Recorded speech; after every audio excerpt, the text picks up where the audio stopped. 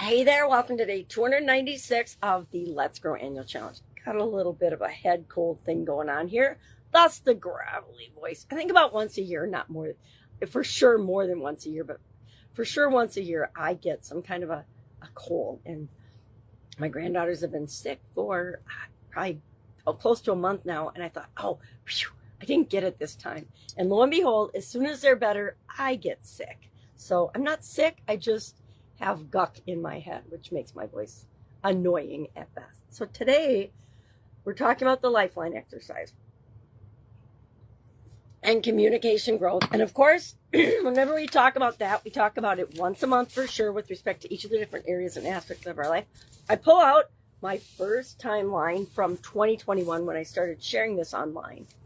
And a timeline is just like our Lifeline exercise. I'm calling it a timeline because it reminds me of the timelines that we did in school when we were in high school and college, and even grade school uses them now as a way to present a series of events leading up to another event, or to explain different events that led up to an event. So in history class, it was, leading up to the Civil War, or leading up to World War II, etc.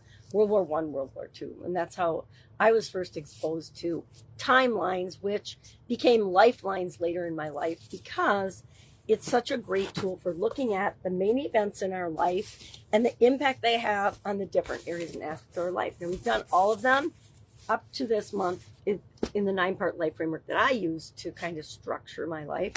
And this month we're doing it with respect to our communication and communication growth. What impact did these key events have on my life and on my communication growth? I'm going to tell you right now, when I had a sudden cardiac arrest, my communication growth tanked, right? I wasn't communicating with anybody. So I wasn't growing at all during that time period. What other events? There's been so many events in my life, but we want to just take a quick run through the timeline that we've already created, the lifeline that we've already created for ourselves, and then just think about each of those events briefly and how it was positive or negative for our ability to communicate. And if when I was sick, I had to learn, and when I've had different illnesses in my life, I had to learn to communicate better what was going on with me and inside my body. Guess what? Our doctors only know what we tell them, what we convey to them. So if we're in their office and we only give them partial information of our symptoms and things, they may misdiagnose us.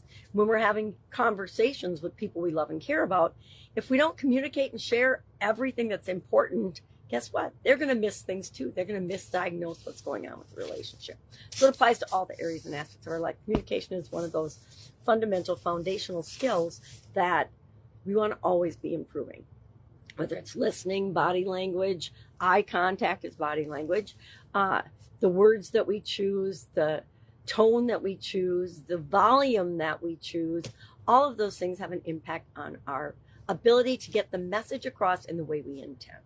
So today, all we're going to do is we're going to look at our lifeline and ask ourselves, what are some learnings or lessons learned that we can take from this? And I already did. I looked at mine this morning, and I had a couple of ahas. One was, of course, that hindsight is 20/20. When it comes to looking at the events in our life and actually creating our lifeline, it's a lot easier to go back and just put the key events on our lifeline than it is. And I noticed that on mine, and I don't usually use this one very much, but as far as from 2020, when I started sharing this on, the amount of events I put on the lifeline were less and less and less, because it's really hard when you're in the moment, in the experience, to know if it's going to have a big impact on your life or not, if it's going to be one of those key lifeline experiences. And sometimes we know right off the bat, and other times we don't. Birth of my grandchildren, of course that's going on my lifeline. Death of people I love and care about, that goes on my lifeline too, if they had an impact on my life. So that's it today. Any questions? Please hit me up. I'd love if everybody would just share one aha in the comments below, one thing that they realized about communication and about themselves by doing this exercise. That's it. Have an awesome day. Any questions, you can always ask me. Otherwise, and I'll talk to you in my gravelly voice. Have an awesome day, and I'll, of course, be with you tomorrow.